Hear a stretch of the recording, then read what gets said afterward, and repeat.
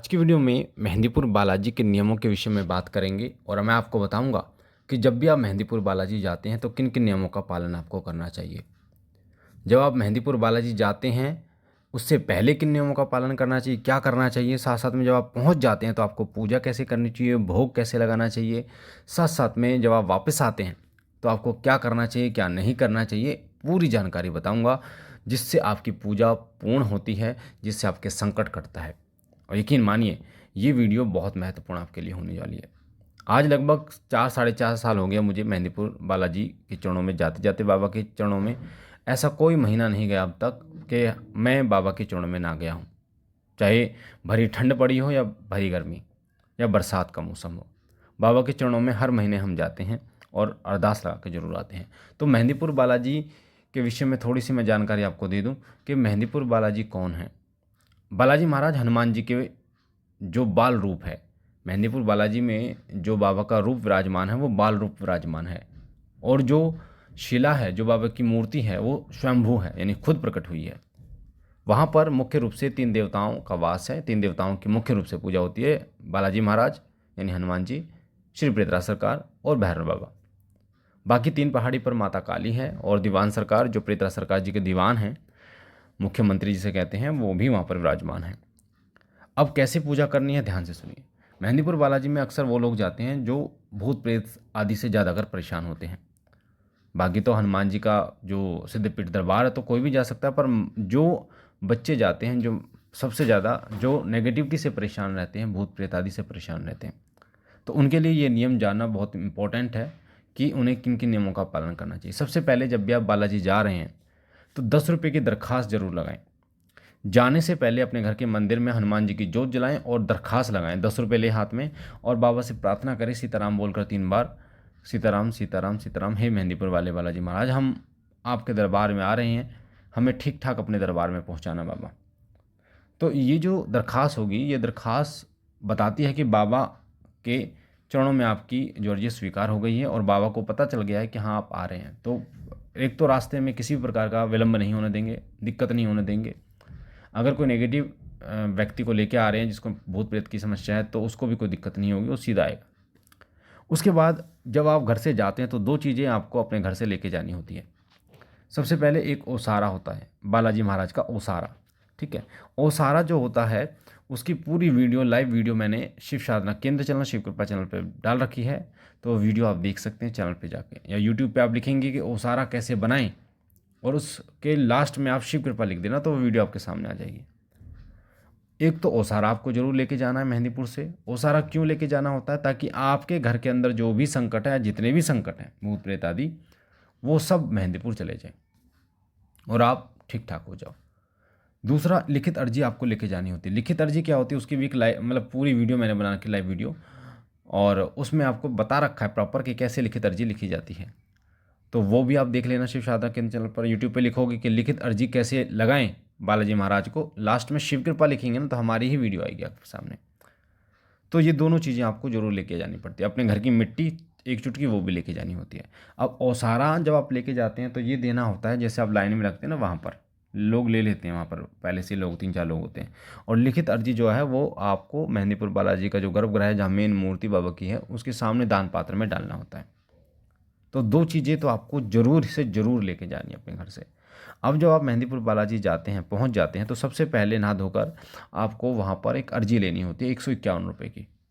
151 रुपये के लड्डू का डिब्बा मिलता है, जिसमें बताशे मिलते हैं, आपको लड्डू मिलते हैं बेसन के। वो लेके जब आप बालाजी महाराज के चरणों में जाते हैं तो पहले भोग लगता है बालाजी महाराज को उन लड्डुओं में से, फिर पृथ्वीराज सरकार जी को भोग लगता है उन लड्डुओं में से, फिर भैरव बाबा जी को भोग लगता है उन लड्डुओं में से।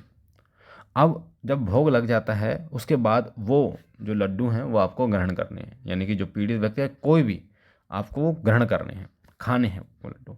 ध्यान रखना, जो लड्डू का भोग आपने लगाया बाबा को, वो भोग किसी को नहीं देना, मतलब बाहर व्यक्ति को किसी को नहीं देना, कहीं फेंकना नहीं है, वो आपको खाना है सबको और घर लेके आना है। ठीक है, इस चीज़ का विशेष रूप से ध्यान रखिए। तामसिक चीज़ों को छोड़कर आएँ आप, प्याज लहसुन छोड़कर आएँ जब भी आप बाबा के दरबार में आएँ, और पूर्ण विश्वास के साथ आएँ कि बाबा हम बहुत परेशान हैं और आपके ही शरण लिए इस संसार में सर्वोपरि आप ही हैं, और आप ही के आज्ञा से ये संसार चाल्यमान है, तो प्रभु हमें अपनी शरण में लें। तो ओसारा लिखित अर्जी देने के बाद लड्डू आप खा लेंगे। 3 पहाड़ी आप जाइए माँ के, 3 पहाड़ी पर माँ काली और शमशान भैरव विराजमान है। वहाँ पर आप जाके वहाँ पर दरखास्त और अर्जी ज़रूर लगाइए, बंधन ज़रूर कटवाइए। जिनकी शक्तियाँ बंधित होती हैं या नेगेटिविटी जिनके ऊपर होती है, बंधन होता है, तो वहाँ पर बंधन कटते हैं। तो बंधन कटवा के आइए वहाँ पर। फिर समाधि वाले बाबा के दरबार में 2 दीपक जला के, तो ये आपकी यात्रा पूर्ण होती है, बाबा की सेवा पूर्ण होती है। अब 3 पहाड़ी भी आप चले गए, उसके बाद में भोग भी आपने लगा दिया। अब मैं आपको बता दूं, जब आप मेहंदीपुर से आते हैं तब किन किन चीज़ों का ध्यान रखना है। जब आप मेहंदीपुर से अपने घर के लिए आते हैं तो सबसे पहली बात, वहाँ से खरीद कर मिठाई, जलेबी, बर्फ़ी कुछ ना लेके आएँ। कोई भी मिठाई, जलेबी वहाँ से खरीद कर नहीं ना लेके आएँ। देखो, जो डब्बा अपने बाबा को भोग लगाया है जो लड्डू का, वो तो आप घर लेके आ सकते हैं, उसको तो आप खाइए बढ़िया तरीके से, बाँटिए, पर फेंकना नहीं है। पर खरीद कर नहीं लेके आना वहाँ से कुछ और जब आ रहे हैं आप मेहंदीपुर से, तो 10 रुपये की दरखास्त लगानी है आपको दोबारा कि बाबा हम अपने घर जा रहे हैं, ठीक ठाक हमें अपने घर पहुँचाना मेरे बाबा, और हमारे साथ चलो मेहंदीपुर वाले बालाजी महाराज, और हमारे घर में वास करो। और ये आप मेहंदीपुर में बाहर निकल कर जहाँ भी आपको दान पात्र दिखे वहाँ पर आप डाल दीजिए। तो ये दरखास्त सुबह जब आप आएंगे तब एक दरखास्त लगेगी, जब आप जाएंगे मेहंदीपुर और वहाँ से आएंगे तब एक दरखास्त लगेगी। ठीक है, तो 2 दरखास्त आपको 10-10 रुपये की लगानी है।